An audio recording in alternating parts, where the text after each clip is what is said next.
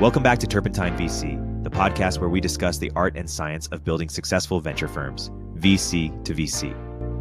Today, we're joined by Chris Paik, general partner at Pace Capital and co-founder of Thrive Capital.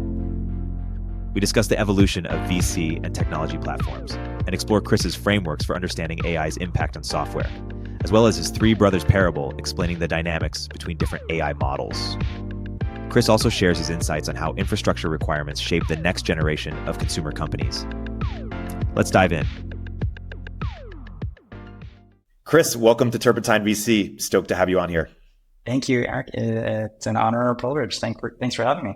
Before getting into Pace and what you're doing there, I first want to focus or ask a little bit about Thrive, because you were on early and the firm helped bring the firm into existence, co-found the firm, and Thrive has kind of done some things different or kind of introduced some new ideas to venture more broadly. One in its incredible taste and kind of its sort of aesthetic of how Thrive has been built, and I think that's been partly influenced by you. But then also in its business model, and you write a lot about business model product fit, which we'll get to. But Thrive, started small, I think 40 million or something, first firm, and now is many billions under management. So has chosen to go a certain way and has coincided with what I think is different kinds of LPs entering venture, is seeking sort of different kinds of sort of return profiles and different kinds of investments, but also just alongside ACZ and others, paying higher prices than people thought made sense at a certain time, but in fact were actually prescient based on how big these kinds of companies have become, and maybe OpenAI being one of the most recent examples of that. So I'm curious if you can briefly summarize what you think Thrive has introduced or sort of innovated on within venture, and how kind of venture has evolved alongside your time at Thrive and now, of course, Pace, which we'll get to. Absolutely. Thank you. That's a kind introduction. I don't know if I would have been as charitable in describing my level of involvement, but it was so fun. That's honestly, that's probably the first thing that I think about. It was really, really, really fun. I think the way that I view Thrive is kind of like my alma mater.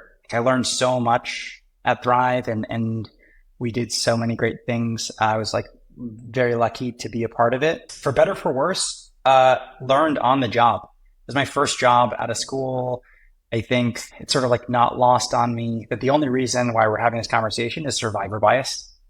In a million parallel other universes, I didn't make it. In this universe, though, I think Thrive was a startup itself. It was just a venture capital firm. Same dynamic of incumbents in the industry, that you have to be a David to their Goliath. I think if there's something that I'm very grateful for learning this craft at Thrive is, I think, being kind of geographically based in New York, nothing comes to you. You have to be offensive. You are default on a plane. Calls never end with, let me know when you're in town, because it's never a certainty that people are coming to you. And I really love that really low level DNA and coding. In the startup ecosystem, it's also, it's easier maybe to be like the underdog and for people to underestimate you. I think, I'll speak for myself, in my experience at Thrive, it always felt like we were, we had to do more in order to win. And I think that was internalized to everybody at the firm, and also totally fine. We're all so hungry. So yeah, maybe hunger is the best word to use to describe it. I think the strategy, if there's maybe one key insight that I didn't even really have an appreciation for while I was at Thrive, and maybe with the gift of hindsight, I understand it more clearly, is, technology, the internet created these monopolies, these parallel dynamics of enterprise value distribution. And I think as investors, we're almost prone to not fully understand how dominant market leaders are. If you were to ask somebody, how big is Coke and how big is Pepsi? I think most people would be okay, well, Coke, Pepsi's got to be pretty big. It's number 2 in the market. And I think that's historically been true for a lot of conventional businesses. But then along comes the internet, and totally changes the dynamics of it. I feel like as investors, we're still trying to find alpha in what are overlooked areas. And so the alpha couldn't possibly exist in the category leader because that thing's got to be fully priced. I mean, it's a category leader and everybody knows about it. I think it's this mental idiosyncratic dynamic where the entire capital markets thinks that, the trade can't be that obvious, right? It can't be so obvious that like the market leader is the best investment in the space. There's got to be something else going on here because otherwise, like, how can I be clever and make money? Turns out actually like sometimes the market leader is just the winner. And I think this is one of the reasons why like the FANG trade was the dominant trade for a dozen years. And most people missed it because I think as investors, we're just like, we want to be right and clever. And if we just invest in the market dominant thing, we can be right, but we're no longer clever. And so where's the fun in that? And so you have these market leaders that are just kind of structurally overlooked by the capital markets. And so like just that dominance, that moat, that gap in the monopoly dynamics, it is very easily underestimated because of investor psychology. It reminds me of a conversation I had with Matt Huang from Paradigm in like 2017 or whenever they were getting started. And he was saying one sort of internal division they were having at the firm is, Bitcoin was the obvious trade or bet at the time, but everyone there was so smart and so clever and wanted to be seen as so smart that they were sort of psyching themselves out of that because, if anyone had the opportunity to just invest in Bitcoin, they could do that. It didn't feel clever enough. It didn't feel that they would get the right credit. Exactly. 100%, right? I mean, like at the end of the day, most of us are ego driven on some level. And that is a huge driver of how we do things. And so like a meta understanding of that more broadly actually yields pretty interesting insight. I spoke to one of the leaders at one of these, multi-stage firms. I don't want to out them, but one thing he was saying was that he worries for the firms like Benchmark or like USV that are staying more disciplined on fund size, which I think you guys might be doing too. We'll get to that in a second, but that they might have a structural disadvantage where because the firms who have more money are able to hire, pay higher prices, more money, that it might just be a better structural product for the founder, at least on that dimension. And I'm curious if you sympathize with that, but more broadly, I'm curious about the approach that you're taking at Pace and how you will think about your product, part of which is your strategy and your fund size going forward, because you have your success, you have all of these options. How have you thought about these trade-offs as it relates to the game that you want to play? Yeah, it's a really good question. I forget who characterized it this way, and I'm remiss because I want to give them credit. But every firm is basically, I'm sure you're obviously familiar with the compensation model at venture firms 2 and 20. And I think there's this question of like, are you a 2 firm or are you a 20 firm? Yeah. Depending on which one you are, it kind of really changes the nature of how it's played long term and the long term motivations of the investors at said firm. Look, I don't have a crystal ball. If I had one, maybe this podcast would just be 10 minutes short. My instinct is that the pendulum swings, and it swings back and forth all the time. And right now we're kind of in this like swing motion where firms are aggregating capital and weaponizing that too in order to flood the market. And the corrective cycle on the LP side of things is that feedback loop is so dilated that you're probably able to do a lot even before the first crows come home to roost. And even if they even do, if beta actually is just excellent, then everything goes well. The 2 model really only starts to fall apart in like bad beta environments. And that's when the 20 model starts to shine. I think that the interesting part about this business is information's not perfect. And so you can out hustle. You can beat people to the punch. If you spend more time being a prepared mind, you can show up and invest in a company before the rest of the market wakes up. And so in this world where there's only 100% of every company to go around, the people that can do this well at the early stages and really own a large portion of the winners, not just economically, end up also owning it reputationally. And one other dynamic I would say is every firm has brand and reputation. And interestingly enough, those are two distinct quantities. Brand is some quantity, and then reputation is a completely different quantity. Over a long enough time horizon, those two things converge. Usually brand converges to reputation, not the other way around. But yeah, and in the long run, markets are a weighing machine, not a voting machine. And so I'll be very curious to see how this continues to play out. You asked, like, what are we doing here at Pace? I think the goal here is to obviously invest in, empower, advise, be a part of building the greatest companies in our generation. And we think that we do that by also attracting the best craftspeople on the investing side.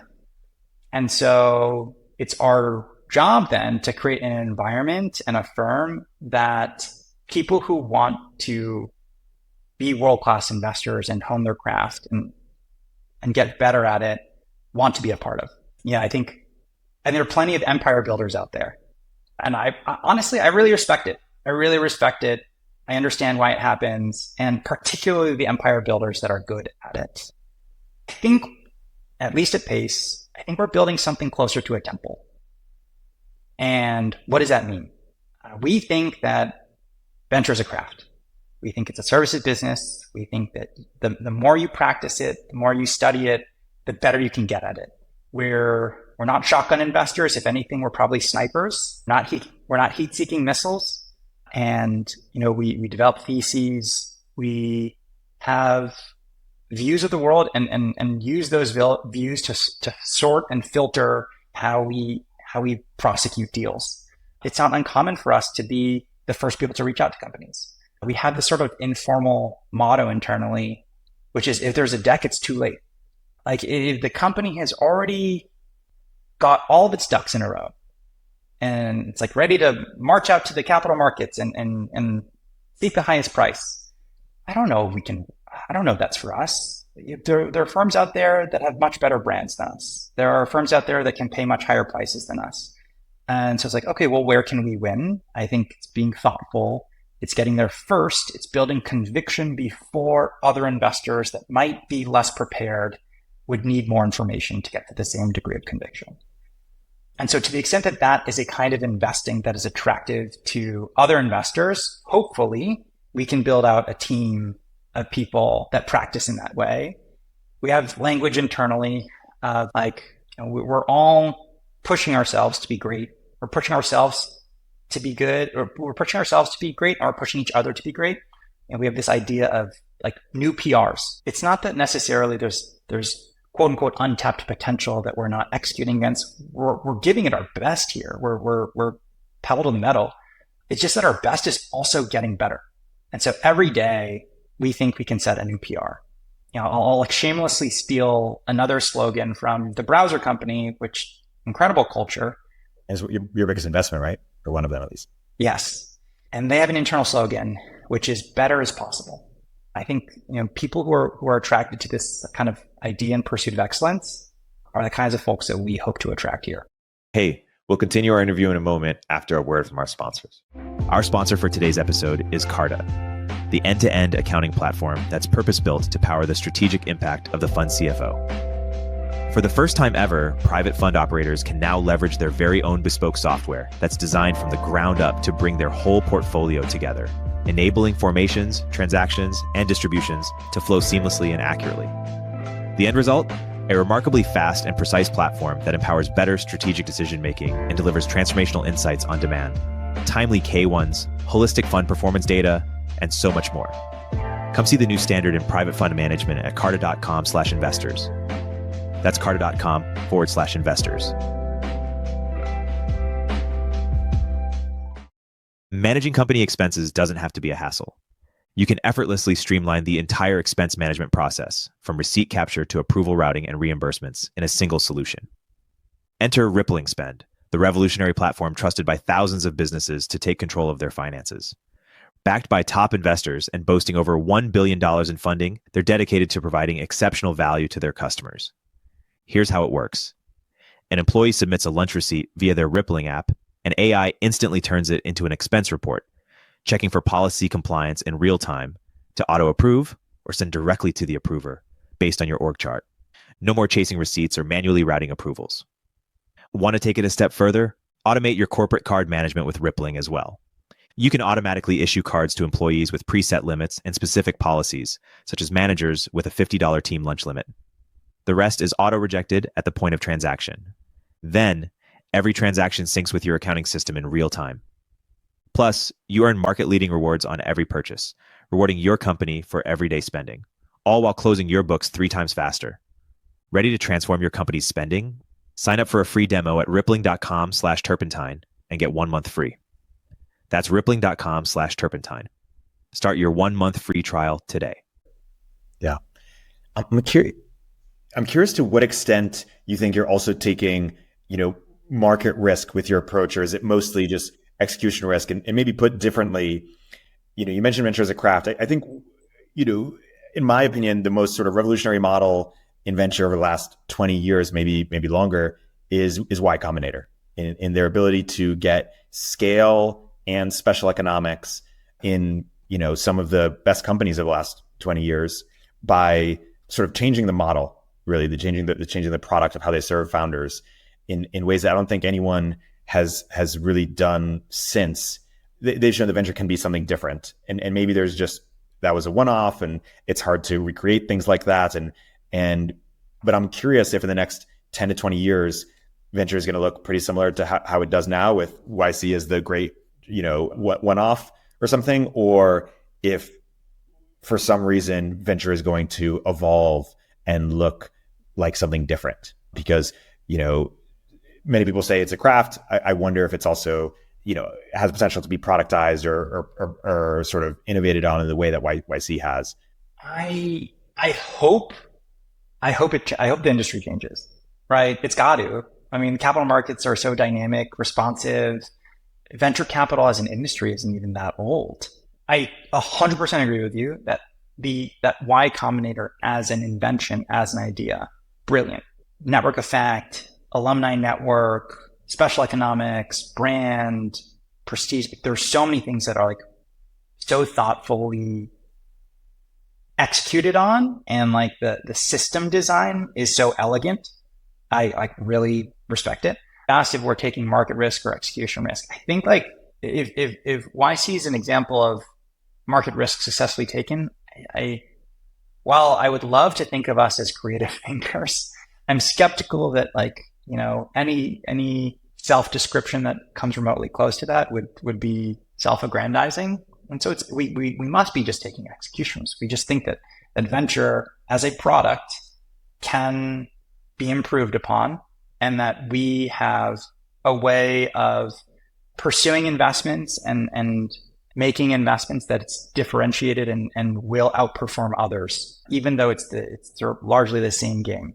I think since Y Combinator, I would point to these like mega funds as really interesting changes in the fabric of the market.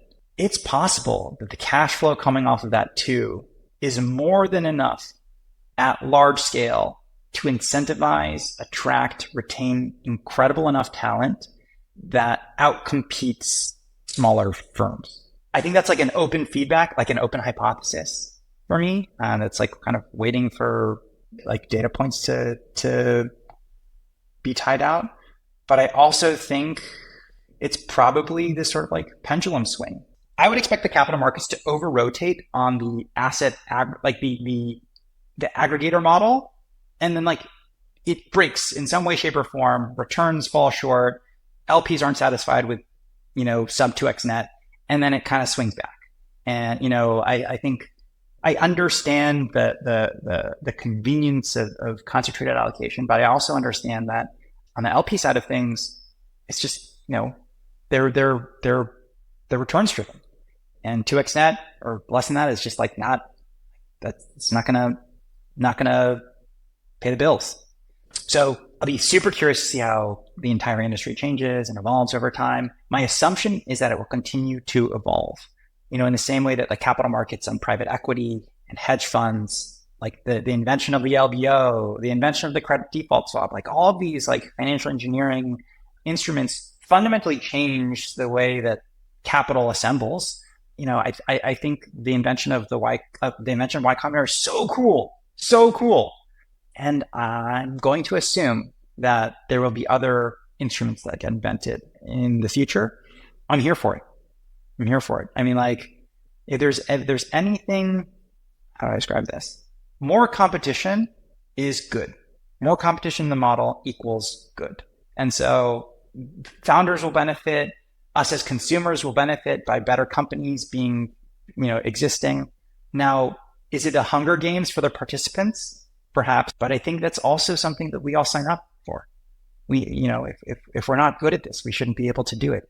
It's an incredible privilege to be able to do this. Do you think the asset class or the amount of money in the asset class will be smaller or greater than it is now? I'm going to assume greater for a couple reasons. Maybe there are three vectors that I would assume leads to more money in venture. One is technological substrates explode, warranting more businesses being built, needing more capital.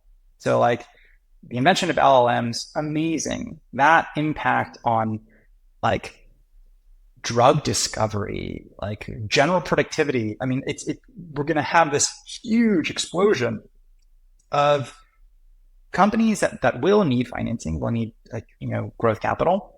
And so that is like the purest, most primary reason why venture dollars will increase, like global, like aggregate venture dollars will increase. The other reason is the more available private capital is, the easier it is to stay private longer, particularly for businesses that haven't reached like steady state free cash flow generation. And so if you go public and you have to be you have to be judged in the public markets, and you're not putting your best foot forward, that can be tough. That can be really hard. You suffer massive swings if people don't understand your business fully. But if you're more fully baked by the time you go out, and it's easier to understand the strengths of your business, I think that's probably net positive. What that means is that significantly more enterprise value growth and capture occurs in the private markets rather than in the public markets. And so we don't have these situations where like Amazon goes public at like, $500 million valuation and then like runs up to 3 trillion. Like these like 1,000x's in the public markets don't happen anymore because it's all captured by the private markets. So I think that will also happen or warrant more money in venture and private markets and really crossover funds. The third reason I regret is a reason, but is true and is like, you can't deny it. I think venture, because of these large funds and ownership targets, I think VCs can foie gras companies. I'm sure you've seen this and heard it where like, a founder goes out and they're like, hey, I think I need like $5 million to and some VC who's like, partner at a mega fund, and they're thinking to themselves, how do I win this deal? How do I hit the ownership target? Like, do we really even write $5 million checks? Asks the founder, like authentically, genuinely, what could you do with 10? Which is so great. That's so insane. It's insane that question gets asked. It's insane that like the capital markets like force feed companies to that degree. But the double edge that is, the capital demands on the fund side and like the ecosystem side balloon on the back of that. So to answer your question, I expect there to be more money that flows in until some of these like feedback loops on the LP side of things and returns start tying out, and maybe with like one exception, if like rates explode and like the risk-free rate actually exceeds whatever like the private markets are returning, then we'll see like structural rotation of the LP asset class out of venture. But I mean, ZERP was like one of the best things for venture because everyone's looking for returns, and the narrative and idea that it was coming from the private markets is pretty compelling. Totally. I want to shift from talking about architecting a venture fund and think about venture as an asset class to more investing related frameworks. And I want to go to one of your most recent posts, which broke the internet, the end of software, or at least within our venture sphere. And I want you to explain the behind this quote that you end with. You say, Vogue wasn't replaced by another fashion media company. It was replaced by 10,000 influencers. Salesforce will not be replaced by another monolithic CRM. It will be replaced by a constellation of things that dynamically serve the same intent and pain points.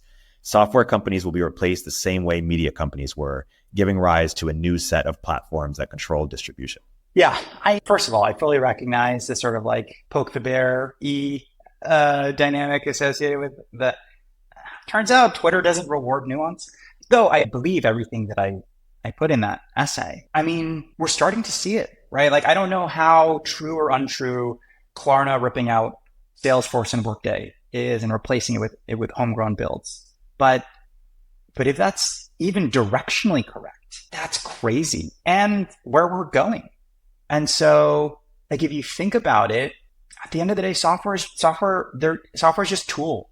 They're just tools, right? They're means to an end. They're not necessarily ends in and of themselves. And so if there's just like a lower friction, cheaper aqueduct for water to flow down, it's going to, and that's like this like truly existential reckoning moment for the industry that has been largely cantilevered around SaaS as admittedly an incredible business model and value creator for many years, decades. I think the standard approach is, SaaS keeps the lights on with like steady returns, and consumers the big swings that SaaS can be fund driving. SaaS can make the fund and consumer makes the firm. And so all of a sudden we're like, oh shit, this one leg of the stool doesn't exist anymore. What is it going to be? It's just a sort of like race to the bottom on pricing. Now I see everybody, now we're talking about like, you sell the service, not the software, you sell the outcome, but that's just one stop along on the way to the logical conclusion of like, oh, actually it's just a race to zero. And distribution is the only thing that matters. And so in a world where distribution is the only thing that matters, okay, who ends up controlling distribution? What are those endpoints that we entrust with intent? Think about it this way. Like, say you're like the CFO at a company, and you need a budget, annual budget. Odds are you actually don't ever touch Excel, right? Odds are you ask someone to make the budget, and they maybe ask someone else, and that someone touches Excel. But we've already kind of abstracted away from person using the tool, and so what's going to end up happening is, instead of like humans as those intermediaries, it's just going to be agents, right? And so we're all going to exist in this mode of orchestration and conducting rather than actually using the tools themselves. And that's going to lead to wild productivity improvements. It's going to lead to insane like reskilling and unemployment probably. It's going to demand for the welfare state even more, because every time you have like a productivity boost, you have like dramatic wealth inequality and disparity.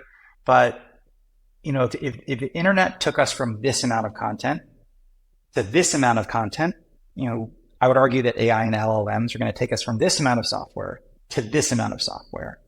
And that's just like a fundamentally different world. Again, one where distribution is everything.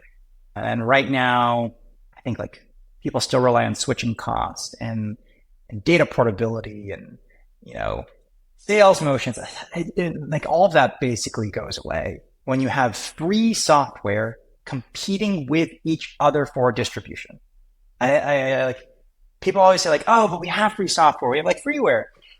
yeah, in the same way that like we had NPR pre-internet, we had like public access radio, like there was free content. There, you could go to the library. Like we didn't have everyone making free content, competing with each other, making free content for distribution. And so we're going to have a crazy amount of free software.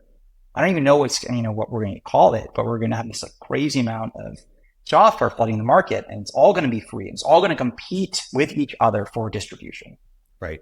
Well, and it's also worth noting that these influencers are on centralized platforms like, Instagram or Facebook or Twitter or whatever it is. And so I don't know. I wonder if there's some sort of enterprise or SaaS equivalent, but yeah, it was interesting that in the 2010s, there was this sort of, spree of funding consumer media companies, all of whom, or most of whom certainly didn't work out to people's hopes. And a lot of the value were just accrued to the individual influencers, but mostly the platforms, Facebook, Instagram, et cetera, that were able to sort of intermediate.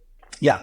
I mean, it's kind of crazy. It's so insane, but like better positioned than ever. It's insane. It's so crazy to me. And maybe I'll like go on a tangent here for a sec. I think one of the reasons why Apple Intelligence is so interesting right now. Why is Apple Intelligence interesting? Well, first of all, I mean, like, I think if you're trying to control distribution, you basically want to be as like close to the human, like close to the first mental hop as possible.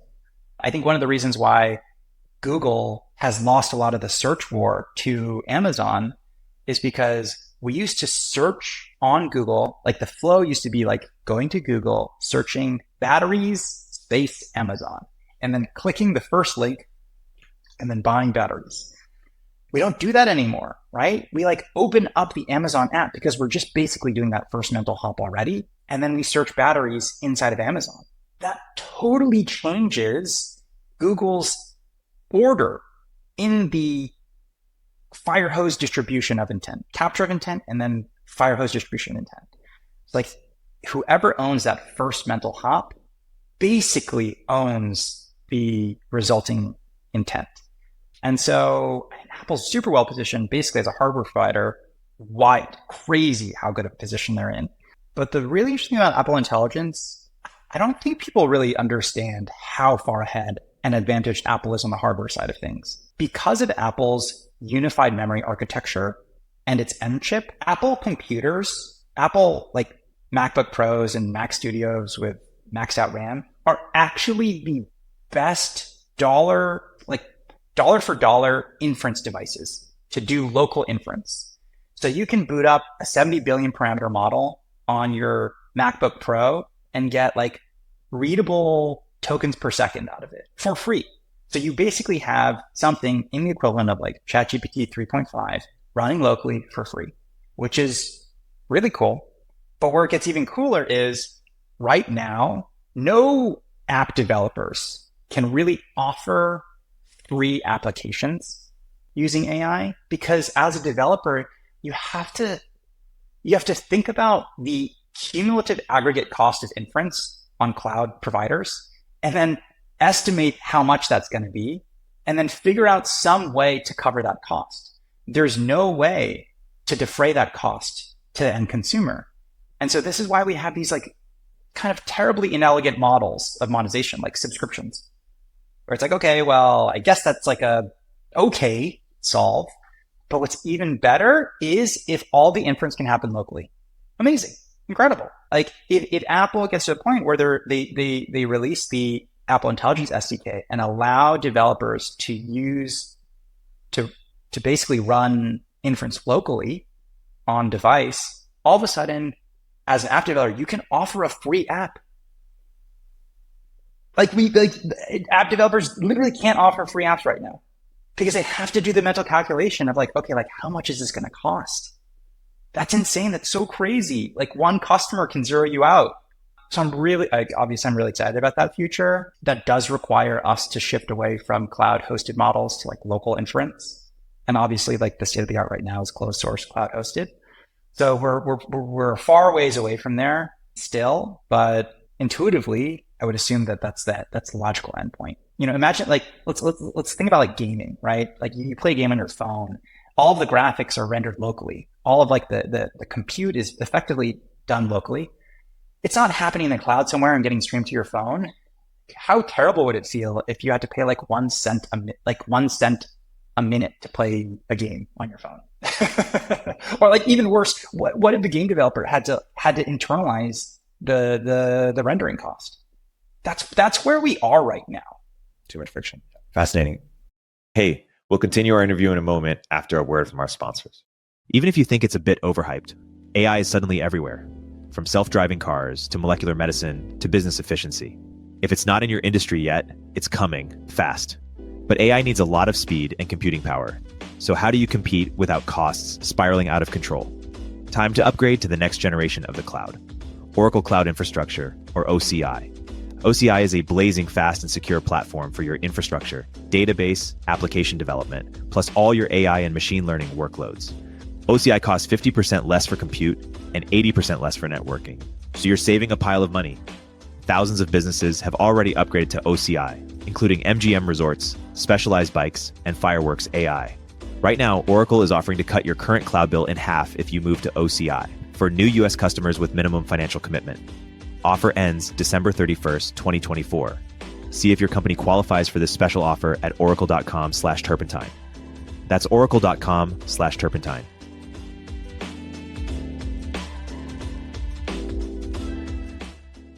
Hey everyone, Erik here.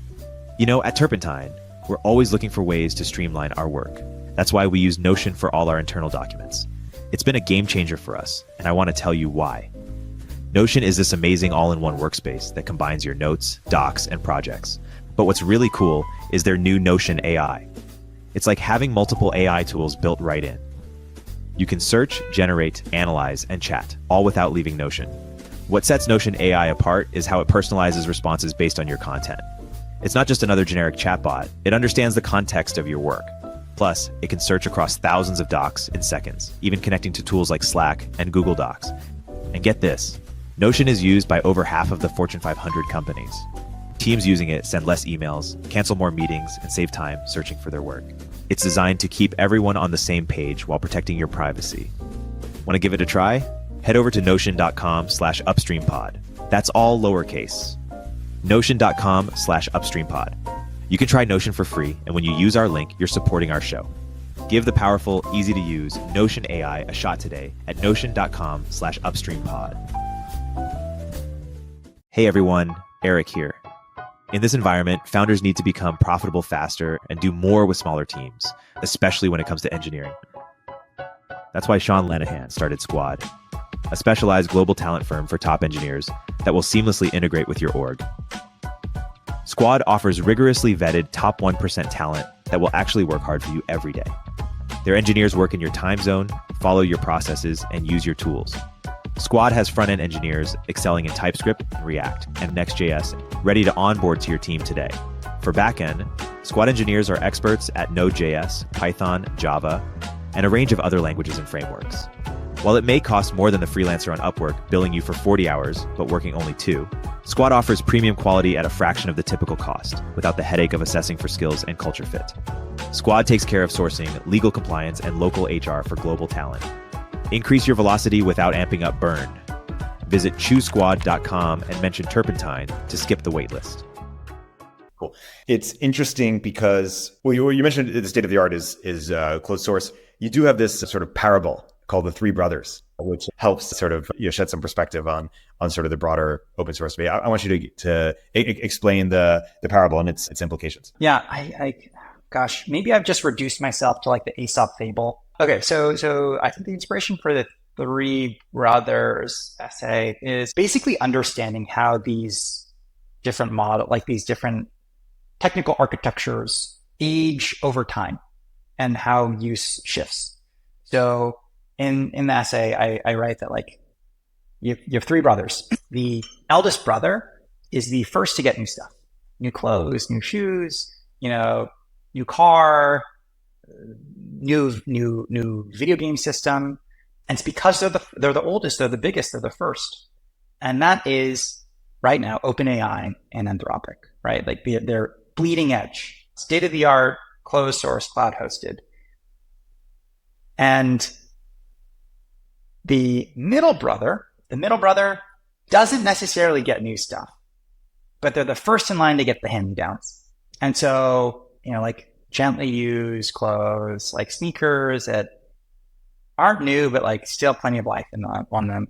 Like they get the PS4, not the PS5. Awesome, great, like still wonderfully functional, but just not like the bleeding edge, not like the brand new stuff. And that middle brother is open source models, right? This is like Meta's Llama models, Mistral, all the incredible work that's happening in open source. The youngest brother doesn't get new stuff, just gets the hand-me-downs, right? So like they get the beat up shoes, like the car. By the time the car reaches them, it's kind of, it's been through the ringer. And this is local inference. This is that like inference happening on device. It's limited by the hardware. It's limited by the availability of models that can be loaded onto the hardware and run with like reasonable token inference speeds. So it's like last in line.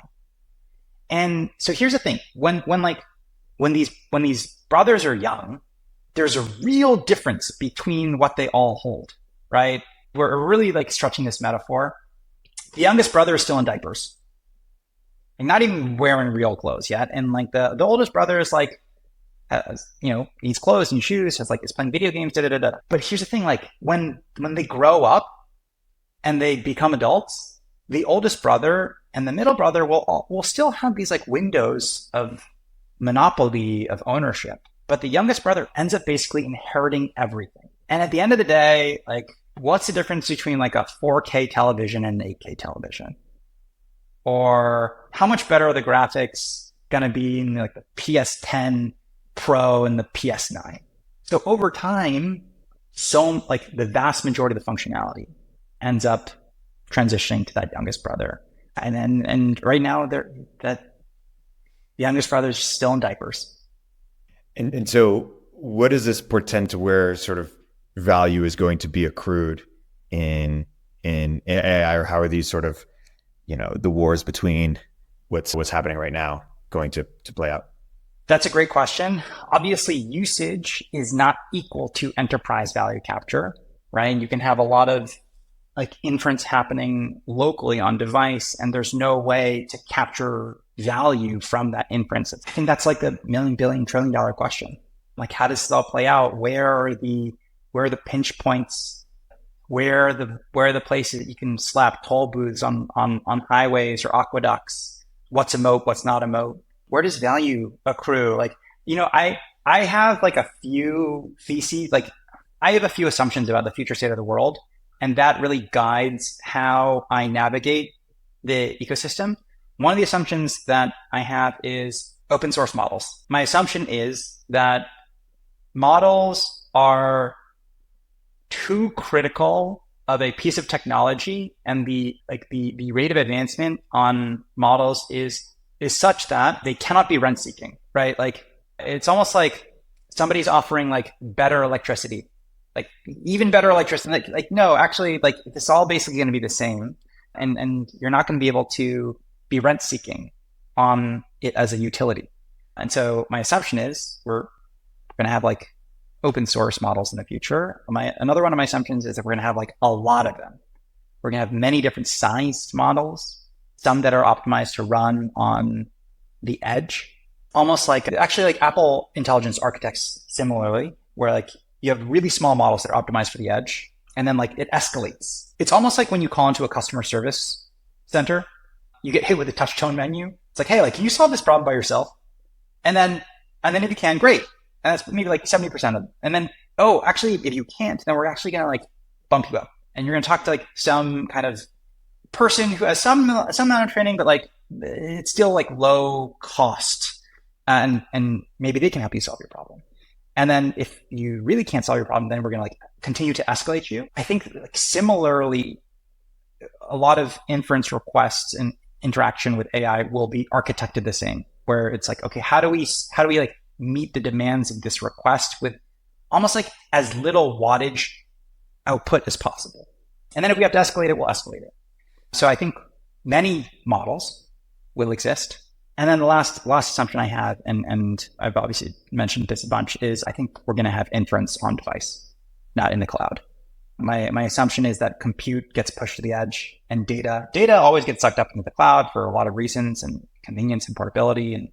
But compute, generally speaking, gets pushed to the edge on device. You know, your graphics render on your phone, not in the cloud, and get pushed to your phone. Now, I could be right about these things and wrong about the time horizon, and that like is just as disqualifying.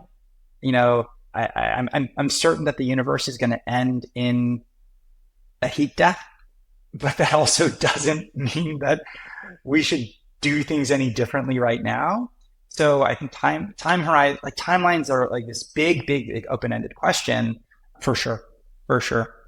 But I think what's interesting about AI, specifically as a piece of technology, is like the advancement in the technology tends to have this recursive effect on what these timelines are. So, gosh, what a time to be investing, to be alive. Like, I feel like I don't think I had a full appreciation for the internet when it was, you know, because we were just like kids, and then like smartphones came out. It was like, you know, we were just like, oh, cool, like, but maybe didn't have like a full appreciation for it.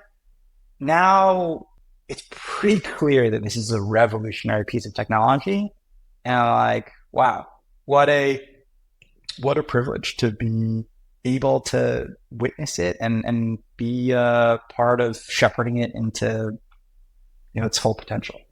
And maybe we'll close on this sort of thread of thinking, which is, I'm curious, it's clear where incumbents are going to be empowered. You mentioned Apple, you mentioned SaaS being one of the sort of legs of the stool. Consumers is one of the other ones, but you know, there used to be a time where every few years we would have a big consumer breakout, right? You know, Instagram, Snap, TikTok, and we haven't had one.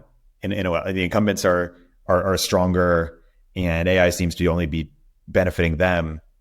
Like, what's the last consumer, you know, breakout? Are we likely to have one this decade that reaches the same, you know, impact as the last ones? And I'm curious and if we have, what could that look like? You think a lot about consumer. You did Twitch, which was a breakout of its own.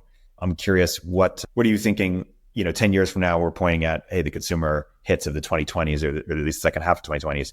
What could they look like? And then, I guess by extension, I'm curious, what are some things you're looking to invest in, given this is a time that benefits incumbents so much?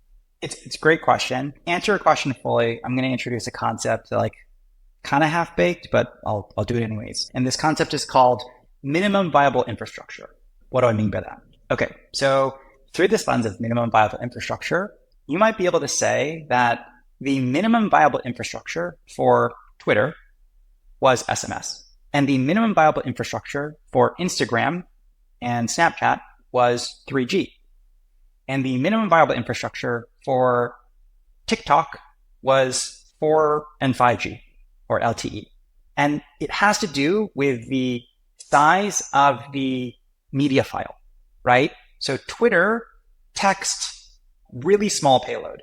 That can actually happen over SMS. And it also can happen over data, but it was backwards compatible to SMS. Instagram, compressed images, larger than text, significantly larger than text and file size, but it basically requires a network saturation of speed to allow the average user a good experience consuming it on mobile.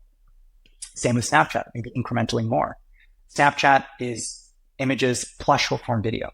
And then TikTok, or Musical.ly, is video plus audio.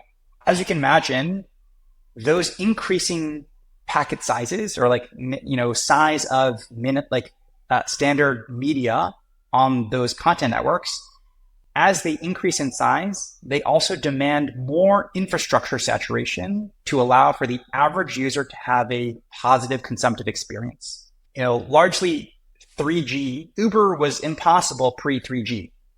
Even on edge networking, the data throughput wasn't enough to deliver turn-by-turn navigation. But with 3G, all of a sudden, you could deliver turn-by-turn navigation. Awesome, amazing. And so it's actually like this infrastructure that is this rate limiter that prevents these consumer platforms from existing. And so there's like a very discrete order, right? Twitter, 2006, SMS, Instagram, 2010, 3G, 2011, Musical.ly, which is functionally TikTok, is 2014. And we really haven't had a consumer company in the last decade because we kind of topped out. Like, we topped out on bandwidth. And so the infrastructure, we basically blew past infrastructure. Okay, what else what is the next strictly more bandwidth consumptive consumer product? Like maybe it's whatnot. Maybe it's live streaming, something. I could see that argument. But because more infrastructure isn't enabling greater media consumptive experiences, we're just not going to have another consumer platform. Now, this is minimum viable infrastructure as it relates to cellular bandwidth speeds and cellular radio speeds. What happens when a minimum viable infrastructure points towards how many tokens per second off of what size model can you run on device? That's really interesting. That's fascinating because we are just at the beginning of that right now. And so my assumption is that over the next decade, that minimum viable infrastructure concept where it was the rate limiter was bandwidth speed for all these consumer platforms is going to be local token inference speeds for different size models. And that's going to be hardware limited, right? We need more memory, we need better chips. And without them, that's going to be the gating function. This next decade is going to be incredible. Golden era, I think. I mean, now the resulting impact of productivity changes, we'll have to see. But yeah, next decade is going to be so fun, so fun. Yeah. Well, on that note, Chris, thank you so much for coming on the podcast. This has been a fantastic discussion. And I highly recommend people check out Pace, both entrepreneurs and co-investors. You guys are some of the most thoughtful guys in the industry and in the business. Thanks so much for coming on, Chris. Thanks so much, Erik. It's been an honor. Really appreciate it. And yeah, it's a privilege. It's a privilege to be on this podcast. Thank you. Turpentine VC is a podcast from Turpentine, the network behind Moment of Zen and Econ 102. If you liked the episode, please leave a review in the Apple Store or rate us on Spotify.